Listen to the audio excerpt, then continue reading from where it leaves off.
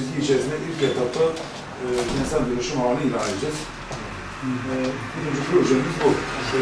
İlave ve rezon imar kanunu var sanırım. Onu belki toprak koruma konuda bir çıktı, ne çıktı ama itirazda bulunduk. Reform Genel Müdürlüğü'ne gelen arkadaşlar arazi incelemesine bulundu ama 2 ay biz onu itiraz ettik.